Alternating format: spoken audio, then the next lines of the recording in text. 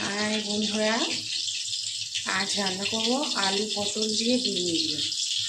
পটল কেটে নিয়েছি, এগুলো কেটে ধুয়ে নিয়েছি। এই পটলগুলো এখন ভেজে নেবো, তারপর আলুগুলো কেটে গুছিয়ে নেবো। পটলটা আমি ভাজা বসিয়ে দিলাম, পটলটাকে ভালো করে ভেজে নেবো। পটলগুলো ভেজে নিয়েছি, কড়াইতে দিয়ে দিয়েছি তেল, আলুগুলো ভেজে নেবো।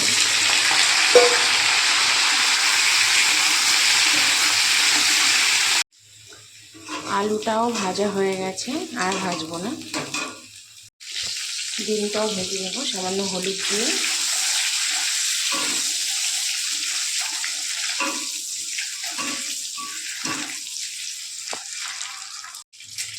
ডিম ভাজাটা হয়ে গেছে, ডিম ভাজাটাও তুলে নেব। ফোড়নে দিয়ে দেবো জিরে,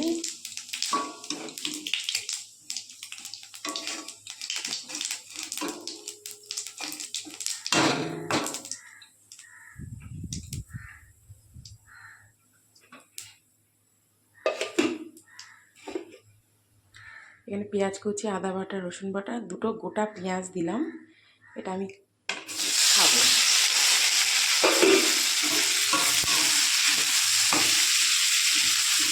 মশলাটা ভালো করে কষিয়ে নেব। দিয়ে দেবো স্বাদ মতন লবণ। মশলাটা তাহলে ভালোভাবে কষবো।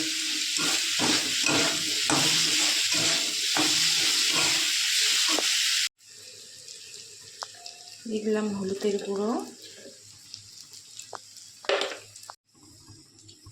লঙ্কার গুঁড়ো,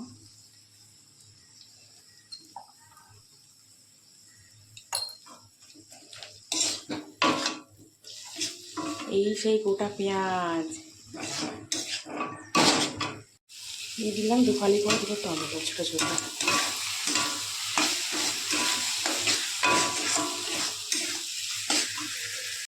এই দিয়ে দিলাম ভাজা আলুগুলো।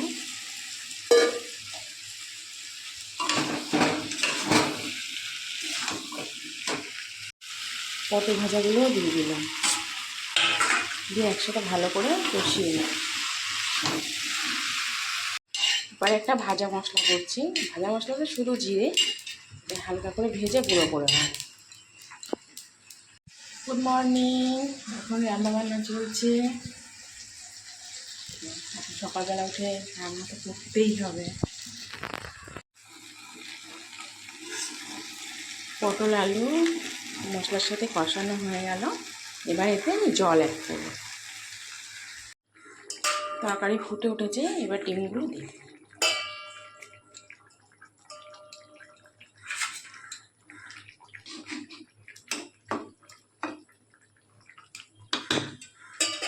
এখন দিয়ে দেবো ভাজা মশলা।